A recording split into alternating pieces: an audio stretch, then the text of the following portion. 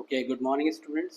मेरा नाम अंकुर भारद्वाज है और मैं MMIT अमरोहा में व्याख्याता कंप्यूटर के पद पर कार्यरत हूँ। तो जिस सब्जेक्ट के बारे में हम बात कर रहे हैं दैट इज़ सी प्रोग्रामिंग। और सेकंड यूनिट हमारी चल रही है ऑपरेटर्स एंड एक्सप्रेशंस। इसमें हम तीन ऑपरेटर के बारे में ऑलरेडी बात कर चुके हैं, that is arithmetic operator, relational operator and logical operator. तो इससे आगे बढ़ते हैं, फिर हम आगे के ऑपरेटर्स देखते हैं। तो fourth operator is bitwise operator. So जैसे नाम से ही पता चल रहा है, this operator work at bit level, useful for low level programming. जब भी हमें लो लेवल प्रोग्रामिंग करनी होती है, मीन सिस्टम प्रोग्रामिंग करनी होती है, 0 और 1 पर जब हम प्रोग्राम करते हैं, that is called low level programming, जिसे केवल सिस्टम ही समझ सकता है। तो ये ऑपरेटर क्या है, बिटवाइज ऑपरेटर क्या है, जैसे हमने लॉजिकल ऑपरेटर पढ़े थे तो वहाँ पर डबल एंड को डबल लैंड से रिप्रेजेंट किया गया, तो और को डबल पाइप सिंबल से, यहाँ पर सिंगल से रिप्रेजेंट किया जाएगा। जैसे बिटवाइज एंड है तो सिंगल एंड आ जाएगा, बिटवाइज और है सिंगल पाइप सिंबल। एक ऑपरेशन होता है हमारा एक्सॉर, बिटवाइज एक्सॉर, ये क्या है, कैप सिंबल से रिप्रेजेंट किया जाता है। बिटवाइज नॉट, अब वहाँ पर नॉट को हम एक्सक्लेमेशन साइन से रिप्रेजेंट कर रहे थे, यहाँ पर इस सिंबल से रिप्रेजेंट करते हैं, टिल्ट सिंबल से। लेफ्ट शिफ्ट एक ऑपरेशन होता है हमारा, दैट इज स्मॉलर देन, दो बार स्मॉलर देन आ जाएगा। राइट शिफ्ट एक ऑपरेटर होता है हमारा, दैट इज ग्रेटर देन, दो बार लगा देंगे। अब इनमें होता क्या है, देखो बेसिकली जैसे बिटवाइज एंड है तो मैंने बताया था एंड कब काम करता है, अब ये बिट लेवल पे काम करेगा बस। तो जो भी हमें नंबर दिया हुआ है, मान लीजिए तो जो भी इनपुट दिया हुआ है उसे हम बिट में कन्वर्ट करेंगे, मीन्स बाइनरी में कन्वर्ट करेंगे, और उनके अंदर हम एंड ऑपरेटर और ऑपरेटर पर्टिकुलर एक एक बिट पर लगाएंगे और जो भी आउटपुट होगा वो शो कर देंगे। इसमें एक बार बिटवाइज एक्सोर देख लीजिए। तो एक्सोर ऑपरेशन क्या करता है कि जहाँ पर सेम इनपुट होगा, इसका रूल ये है कि जहाँ पर सेम इनपुट होगा वहाँ पर जो है आउटपुट 1 आएगा, ठीक है, सेम इनपुट होने पर। एक्सोर नहीं, सॉरी सॉरी, जहाँ पर डिफरेंट इनपुट होगा, हाँ, जहाँ पर डिफरेंट इनपुट होगा वहाँ पर वो एक्सनॉर में चलता है, जहाँ पर डिफरेंट इनपुट होगा ये वहाँ पर आउटपुट देता है। मीन्स ए और बी दो वेरिएबल हैं, तो जहाँ पर ए की वैल्यू 1 और 0 होगी, या ए की वैल्यू 0 और बी की वैल्यू 1 होगी, ठीक है, जहाँ पर डिफरेंट आउटपुट आएंगे वहीं पर ये आउटपुट, वहाँ पर ये आउटपुट 1 देगा। सेम इनपुट होने पर ये जो है 0 आउटपुट देगा। बिटवाइज नॉट सेम है, नॉट जो है टॉगल कर देगा आउटपुट पर। अब लेफ्ट शिफ्ट और राइट शिफ्ट क्या होता है, लेफ्ट शिफ्ट क्या करता है कि जो भी हमने इनपुट दिया है उसे 2 से मल्टीप्लाई कर देता है लेफ्ट शिफ्ट तो, और जो राइट शिफ्ट है वो 2 से डिवीजन करने का काम करता है, सिंपल सा। जैसे यहाँ पर दिया हुआ है इसने ए लेफ्ट शिफ्ट 1, तो एक बिट शिफ्ट करना, तो 2 से डिवाइड हो जाएगा एक बार, सॉरी 2 से मल्टीप्लाई हो जाएगा, राइट शिफ्ट में 2 से डिवाइड होगा। जैसे एग्जांपल से समझते हैं, यहाँ पर हमने दो इंटीजर वैल्यू ली है, एक 5 है, ए की वैल्यू, दो वेरिएबल ले लिए हैं, ए की वैल्यू 5 है और बी की वैल्यू 1 है, सॉरी 3 है। तो इस पर अगर हम एंड, सबसे पहले बिटवाइज एंड ऑपरेटर अगर हम लगाते हैं, थोड़ा सा समझते हैं, ठीक है। तो जैसे समझ लीजिए ए की वैल्यू 5 है, तो 5 को जो है हम बिट में कैसे रिप्रेजेंट करेंगे, दैट इज 101, ठीक है। दूसरी वैल्यू हमारी 3 को हम बिट में कैसे रिप्रेजेंट करते हैं, 3 बिट में 0। अभी समझ लीजिए ये जब हम प्रैक्टिकल करेंगे तब और डिटेल में समझाऊंगा मैं ये काम। अभी फिलहाल 1 को बाइनरी में हम इस तरीके से रिप्रेजेंट करते हैं, 3 को इस तरीके से रिप्रेजेंट करते हैं। अब हम यहाँ पर लगा रहे हैं क्या, एंड ऑपरेटर, ठीक है। तो एंड मैंने बताया था, एंड वन वैल्यू या हायर आउटपुट तब देता है, ट्रू आउटपुट तब देता है तो दोनों वैल्यू ट्रू हो। तो जैसे यहाँ पर 1, लेफ्ट से शुरू करते हैं, 1 और 1 हो गया तो इसका आउटपुट आएगा 1, 0 1, एक भी वैल्यू अगर लोअर है या 0 है तो ये 0 आउटपुट देगा, ये भी 0, और 1 0 तो ये भी 0। तो 0 0 1 ये किसे रिप्रेजेंट करता है, ये 1 को रिप्रेजेंट करता है डेसिमल में, ठीक है। आउटपुट क्या आया हमारा, 1 ही आया। तो इस तरीके से ये बिटवाइज काम कर रहा है यहाँ पर, ठीक है। दूसरा और ऑपरेटर लगाया हुआ है सेम इनपुट पे, चलिए और ऑपरेटर भी देख लेते हैं एक बार। तो फिर से हमें 5 दिया हुआ है, तो 5 क्या होगा, 1 0 1, ओके। 3 क्या होगा हमारा, 0 1 1।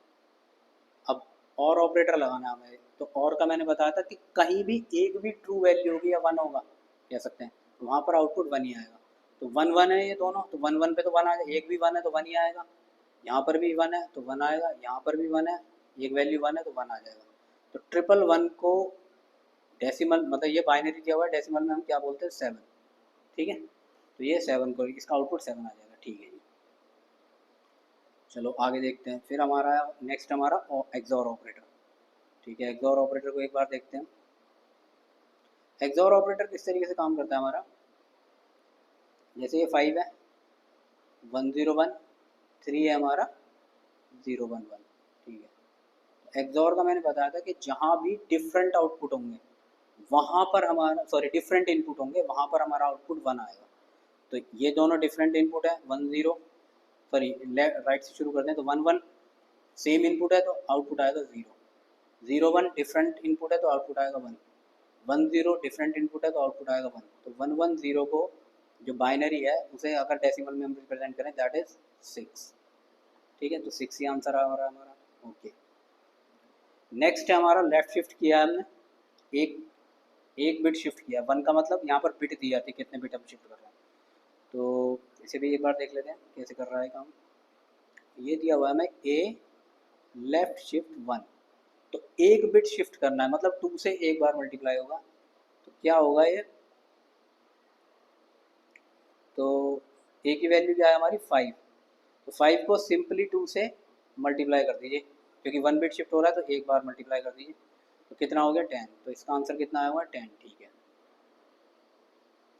और यही अगर हमें किस में दिखाना हो, राइट शिफ्ट में, तो राइट शिफ्ट में मैंने बताया था एक बिट शिफ्ट कर रहे हैं हम, क्या करते हैं डिवाइड कर देते हैं। तो 5 डिवाइडेड बाई 2, अब यहाँ पर आंसर इंटीजर में आएगा तो 2 2 जा कोशेंट आएगा आंसर 2, आंसर क्या आ गया हमारा 2। इस तरीके से जो है बिटवाइज लेफ्ट और बिटवाइज राइट शिफ्ट जो है हमारा काम करते हैं। बिटवाइज लेफ्ट में तो क्या होगा 2 से मल्टीप्लाई करेंगे, ठीक है, और बिटवाइज राइट में क्या होगा 2 से डिवाइड कर देंगे, एक एक बिट हमने शिफ्ट किया।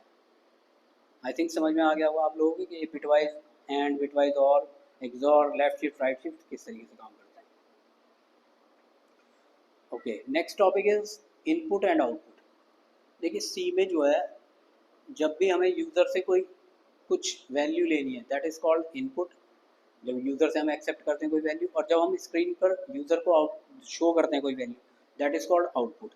तो इस मैकेनिज्म के लिए हमारे दो फंक्शन होते हैं। तो इनपुट के लिए हम यूज़ करते हैं स्कैन एफ फंक्शन, और आउटपुट के लिए यूज़ करते हैं हम प्रिंट एफ फंक्शन। और ये दोनों ही फंक्शन कहाँ पर होते हैं, stdio.h।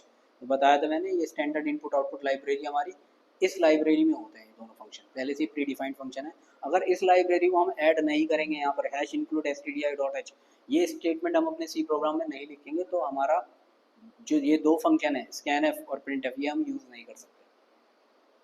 तो देखिए एक बार देखते हैं किस तरीके से हम इनपुट एक्सेप्ट करते हैं और आउटपुट शो करते हैं। तो जैसे यहाँ पर मैं सीधा मेन से शुरू कर रहा हूँ। यहाँ पर जो है एक इनपुट लिया है हमने इंटीजर, सॉरी एक वेरिएबल लिया है इंटीजर टाइप का एज, ठीक है। तो print F enter your age, हम क्या कर रहे हैं जो हमारा यूज़र है उससे एज मांग रहे हैं, उससे एज चाहिए हमें, तो हम स्कैन एफ फंक्शन का यूज़ करते हैं। ध्यान रखिएगा इनपुट ले रहे हैं यूज़र से, तो इनपुट लेने के लिए हम स्कैन एफ यूज़ करते हैं और आउटपुट शो करने के लिए हम प्रिंट एफ यूज़ करते हैं। तो यहाँ पर हम यूज़र से एज मांग रहे हैं, एंटर योर एज, या अपनी एज जो है आप बताइए। तो इसके लिए हम स्कैन एफ फंक्शन यूज़ करेंगे। तो स्कैन एफ परसेंटाइल डी, ये फॉर्मेट स्पेसिफायर है, जैसे पहले मैंने बताया था इंटीजर टाइप की वैल्यू अगर इनपुट करनी है तो परसेंटाइल, या आउटपुट करनी है हमें तो परसेंटाइल डी यूज़ करते हैं। और एक यहाँ पर जैसे प्रिंट एफ में तो हमने क्या किया था कॉमा लगा के केवल वेरिएबल का नाम लिख दिया था, लेकिन स्कैन एफ में थोड़ा सा चेंज है, बस स्लाइटली चेंज है। स्कैन एफ से पहले हम ये सिंबल यूज़ करते हैं M%, इसे हम बोलते हैं basically eight the address of होता है, इसे बोलते हैं एड्रेस ऑफ ऑपरेटर। बाद में हम इसे डिटेल में समझेंगे, अभी फिलहाल समझ लीजिए जो इनपुट एक्सेप्ट कराना है हमें। आउटपुट करने के लिए तो देखिए सिंपल, जैसे अगले लाइन में हमने आउटपुट शो करना है तो कॉमा लगा के सीधा वेरिएबल का नाम लिख दिया। लेकिन जब हम इनपुट ले रहे हैं स्कैन करा रहे हैं स्कैन एफ के थ्रू, तो जो है फिर ये M% भी यूज़ होता है, ठीक है, वेरिएबल से पहले। ये एक ऑपरेटर है हमारा, एड्रेस ऑफ ऑपरेटर जिसे बोलते हैं। तो at the address of age, ठीक है, ये इनपुट लेने के लिए। प्रिंट एफ यू आर, ये हमने क्या है एक स्टेटमेंट लिखा you are percentile D, means ये परसेंटाइल डी किसके कॉरस्पॉन्डिंग है, हमारा एज के कॉरस्पॉन्डिंग है, क्योंकि ये वेरिएबल के कॉरस्पॉन्डिंग लगाया जाता है। तो ये जो परसेंटाइल डी है ये एज के लिए रिफर, यहाँ पर एज की वैल्यू जब हम प्रोग्राम को एग्जीक्यूट करेंगे ये एज की वैल्यू से जो है हमारा रिप्लेस हो जाएगा। अभी फ़िलहाल के लिए समझ लीजिए, बाकी हम जब लैब में प्रोग्रामिंग करेंगे तो वहाँ पर और अच्छे से समझ में आएगा, ठीक है। तो you are percentile D years old, और ये मैंने बताया था बैकस्लैश n जो है ये एस्केप सीक्वेंस है, नेक्स्ट लाइन में जाने के लिए यूज़ किया जाता है। और कॉमा करके एज, सिंपल यहाँ पर हम आउटपुट को रिप्रेजेंट करते हैं। ठीक है, तो बेसिकली क्या होगा जब ये प्रोग्राम एग्जीक्यूट होगा तो सबसे पहले स्क्रीन पर लिखा हुआ आएगा एंटर योर एज, ये एक मैसेज आएगा एंटर योर एज। तो यूज़र जो भी एज देगा, मान लीजिए 25 थी, उसके बाद नेक्स्ट प्रिंट होगा, फिर से आउटपुट पे आउटपुट आएगा स्क्रीन पे यू आर।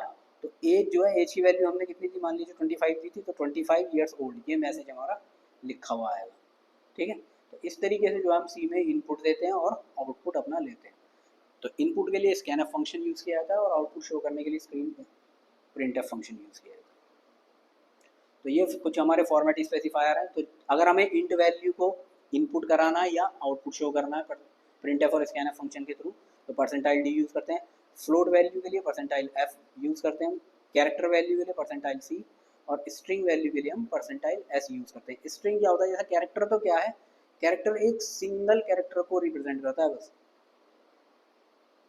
जैसे मान लीजिए ए एक सिंगल कैरेक्टर है, तो ये कैरेक्टर केवल एक सिंगल कैरेक्टर को रख सकता है, सिंगल बी को रख सकता है।